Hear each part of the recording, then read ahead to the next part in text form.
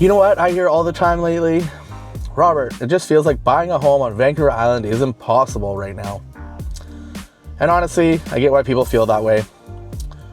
Prices have moved, interest rates have changed, the math, and a lot of buyers feel like they're doing everything right and still falling behind.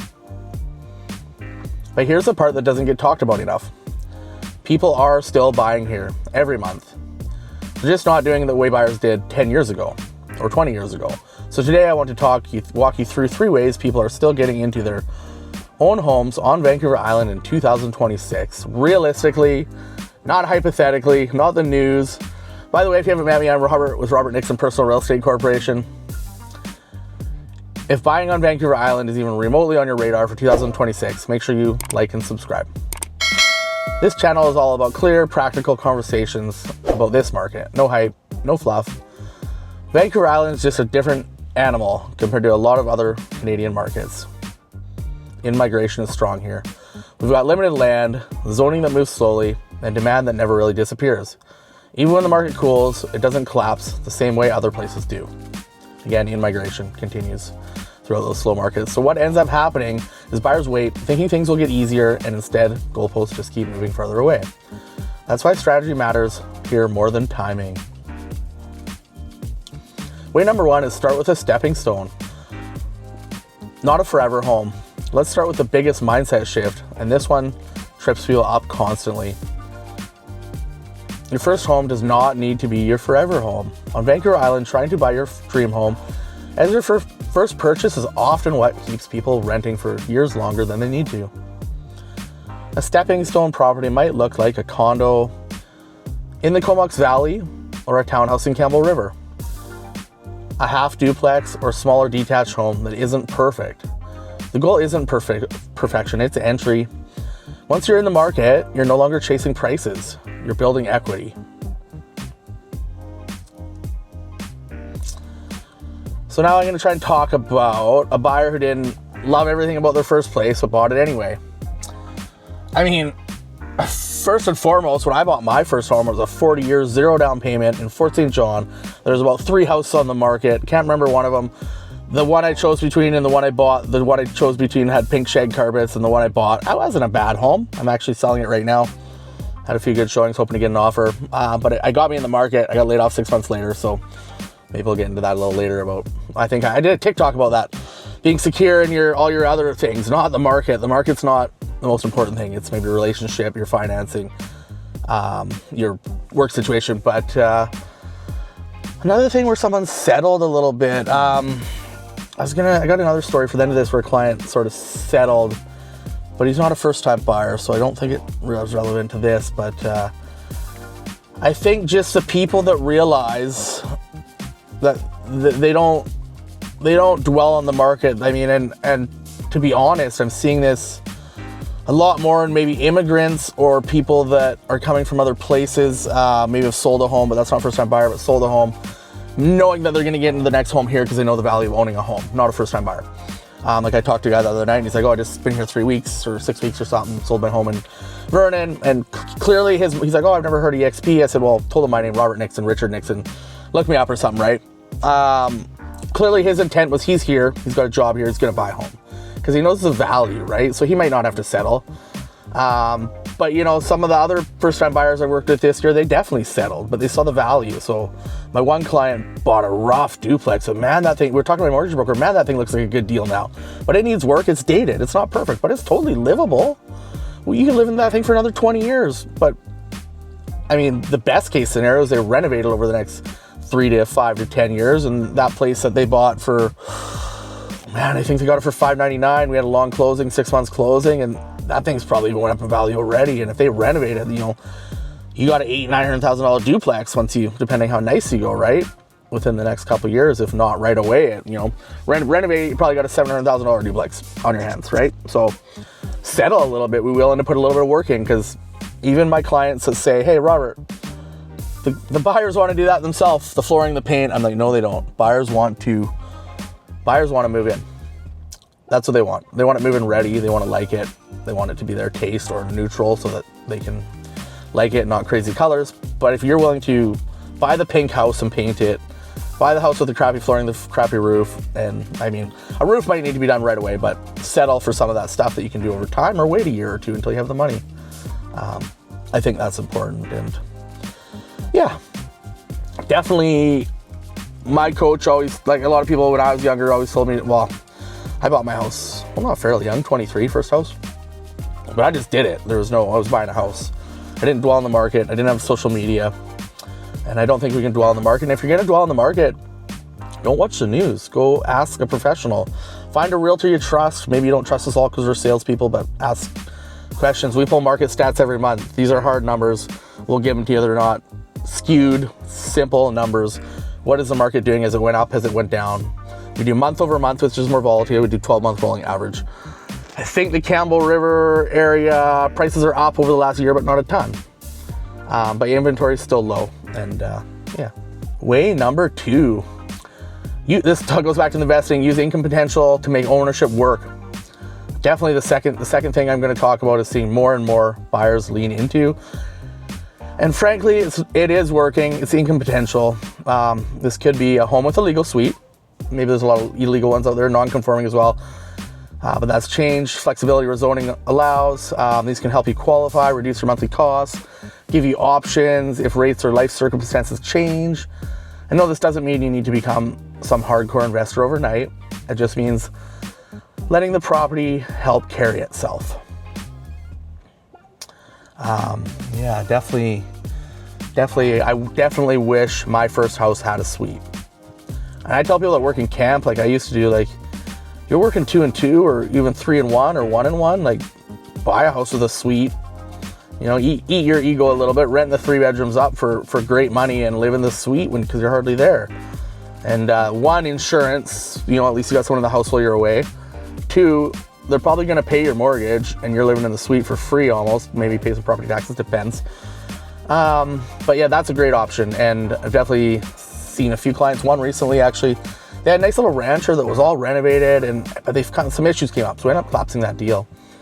And the house we did find actually needed a little more work, but more obvious work, not surprises, and it had a suite in, and I think it made more sense for them moving from a duplex to a single family home, and they still couldn't qualify for a lot, but they got this property that already had a tenant in, not crazy rents, $800 a month, but $800 a month towards your mortgage, is great. You save that money, maybe you renovate the whole house down the road, and 10 months, that's $9,600, right, to put towards your house. That's a lot of money, or you just keep paying your mortgage with it partly. So definitely I think that's huge, and I'm actually getting more and more calls from people that are older, maybe don't have a mortgage and wanting to buy a property where they can have a second house on it for their kids, because their kids may be either in the market but they want to move down here maybe from somewhere cheaper, or they aren't in the market and they want to help their kids be in the market and live close to them and not be renting. That's coming quite common. But definitely looking for those places with suites or extra income can be very beneficial. And maybe you build some equity and you move out of that house down the road and buy something maybe close to your dream home, maybe not quite your dream home, but you can remortgage. And I don't know if any realtors tell you this, they want to sell your house, but you can remortgage and pull up to 80% of your equity. So if your house goes up, let's just say it only goes up 100 grand and you got 100 grand in equity, you can pull 80%, you can pull 80 grand, right, of 100. Just simple math, but it would actually be based on the full amount. But so then you can use that for the down payment for your next house that you move into. Make sure you price your house with your accountant for capital gains, all that stuff for write-offs, and I won't get into that. But then you have a rental property. And I always tell clients, they're like, should I sell? I'm like, well, no, if you can keep your other house and it makes sense to you and rent it or whatever, then keep it, because the long run you are going to do well with it. But most people don't want to be landlords maybe as much, so maybe you sell it and just move into something more simple, or get another place with a rental suite just a little nicer. But definitely those are great options, although keeping in mind you're going to push yourself into the higher price point. But also talk to your mortgage broker, because you can use that money to qualify for your mortgage. If there's no tenant in there, you have to do a rental appraisal and stuff like that, but it helps you qualify for your mortgage. So sometimes maybe someone can't quite get a mortgage to get into a single family, but if they push it up with rental income, then maybe they can qualify for something. They can get a little nicer of a house that is single family rather than buying a townhouse or something. So I think definitely some great opportunities there. It's something I wish I done earlier. And actually my principal residence I bought brand new in 2018, and it has a suite in it, and it pays my mortgage for the year. It doesn't pay my taxes, but it pays my mortgage. And it's a pretty nice house. And then I have other places with suites that definitely do better as a rental than without a suite. You have 2 units instead of 1, right? Another big thing for entry-level people, or people new to the market usually, or anyone even when you're in a move-up market or something, but what you want versus what you need. Wants and needs, maybe we don't get the quartz countertops right away. And maybe you settle for what you need to live and be paying down your own mortgage, not paying rent and paying someone else's mortgage, because if it's a rental, they're making cash, they're making money off that somehow. Even if the rents are low, maybe they don't owe money on it, they're making money off it, right? They're building equity still. So what do you need? Do you need the fanciest house on the block, or do you just need a place in a good neighborhood with future potential that's gonna build equity over time? Or a simple condo, maybe. I talked to a kid last night, he's like, I don't want a condo. I'm like, well, buy a condo and rent it out. And then I actually talked to another guy, and his kid's all like a bit negative about the market, but he has a good job, he lives in Victoria, and he's like, well, buy a house in Port Alberni, buy something small in Campbell River and rent it out, is what his dad was telling him. And I think that's a great idea. People in Vancouver, as I was part of the real estate investment network, it was quite common that they would rent in Vancouver and they'd be buying in Alberta where there's cash flow, where there's rental demand and they can afford it. Instead of putting all their money into millions of dollars for real estate in Vancouver and maybe not be able to get cash flow, which was important to them, or maybe not even be able to get into the market because they had to spend way more money than they could afford. So they get an entry to the market as a rental, and then they're able to build that equity and maybe buy more rentals, right? Instead of just being sort of stuck and waiting to buy in the town they're in and sort of waiting for their dream home or waiting for the perfect price. You maybe buy a couple investments in another place and maybe eventually they sell those and buy where they live, or maybe not. Maybe they just keep investing and keep renting where they live. Another thing to keep in mind with a suited home that's your principal residence, with all the Airbnb changes, you're still allowed to have short-term Airbnb, Booking.com, VRBO rentals in your home. I think even outside of your home with a place that's on the same land. But definitely, always do your own due diligence on this, but we have one in our home. We're still allowed Airbnb short-term rentals on your principal residence. With all the bans that they changed, all the rules, you're still allowed them. So for me, that's great. I think if you want family for Christmas, you can lock it off. I have experience with both, and I feel like, unfortunately, the Airbnb short-term rentals treat your home better. It's furnished. You have mandatory cleanings. People are in, people are out. Usually they're workers or people on vacation. They're quite respectful. They're not there for a long time cluttering their stuff and potentially destroying your home. I don't like to talk bad about tenants at all. People first time buying everyone's been a tenant, right? But you get the good and the bad in homeowners and tenants and everyone, right? So getting the right tenant's definitely important for long term.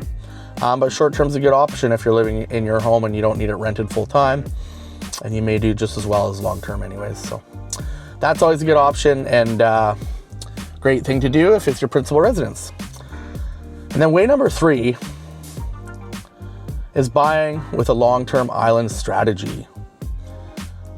The third piece, and this one's huge, is time horizon. Buyers tend to do best on Vancouver Island. This is anywhere I think long-term you want to look. Vancouver Island aren't trying to time the market. They're thinking 5, 7, even 10 years out. They're paying attention to zoning, lot size, future use, and long-term fundamentals, because here's the reality. We can't just expand outward forever on the island. That land constraint matters. So yeah, that's interesting. They're pushing a lot for density now. Even in Campbell River, I look at all the apartment buildings up. You drive to Nanaimo, you see all the brand new apartment buildings. They want density because it makes more sense for, I think, tax base and stuff like that, and obviously infrastructure, sewer and stuff. In Campbell River across Jubilee, I'm not sure if they're going to start punching in soon or not, but they've been wanting to do that for quite a while for that land, but I think they need to sell the stuff across the road first. But long term for sure, I've learned some stuff over the last few years that I wish I knew sooner. Like if you can find a nice bigger lot with a nice bigger flat lot with a nice house on it and potentially put a panhandle and put another house at the back or something and subdivide it off, there's a lot of money to be made there. I have a client, and talk about timing the market. This was, I've been in February 8th, I've been in real estate 10 years, so he was one of my first clients. I'm not sure, maybe my 3rd, 4th listings, 5th listing. First year for sure in real estate, and I bought him, sold him Quite a bit of his house is just primary residence. So he's not, definitely not new to real estate or anything. And he was out of the market for a while, and he was kind of waiting, thinking the market might go down, and watching. And he was having maybe a little bit of analysis paralysis, waiting for the right thing. And then he realized he needed to find something and take action, because again, even as an investor, there's always money to be made in real estate. If you're flipping, if you're long-term investing, like buy and hold, whatever it is, there's always money to be made. You just have to make sure your numbers are right and your strategy's right and you buy right. So anyways, he bought something and he renovated it, and it's like, Robert, I got to sell this in a year. When do I get the property transfer tax exemptions? Because it's not his forever home, but he saw the value in it and he purchased that place, making that, we talked about earlier, that exception, or that, not buying his forever home, knowing that he could renovate it because it was distraught. We got a good deal on it. And he's going to make some money off it, and then he can move up further, closer to his goal of maybe his dream home, right? And where he wants to be again. But so he was out of the market for a little bit, right? Whereas people getting into the market for the first time, they're not quite, you aren't, or they're not quite as knowledgeable to be able to make the decisions he made. But you got to just be willing to take action and get the right advice from the right people. And I think the biggest thing is trusting your realtor or whoever's advising you, and being careful of the bad advice out there, the media. Sometimes it's even our own parents, right? They're some of the baby boomers are pretty negative. Some of my parents, mom's boyfriend, it's like, I tell him any of my ideas, he's like, I wouldn't invest. I'm like, dude, you've never bought your own home in your 70s. So they do own their own home, but he's never actually went out and purchased a home or made a real estate investment, or I don't even know if he's done anything with stocks and stuff. But great guy, works hard, and he taught me a lot growing up. But instantly, anything, if I listened to him, I would never do anything, right? I would have never bought my first house. I wouldn't be investing in real estate. I definitely wouldn't be a realtor. So I think be careful where you're getting advice from. And yeah, that's that. Don't forget to like and subscribe. Cheers.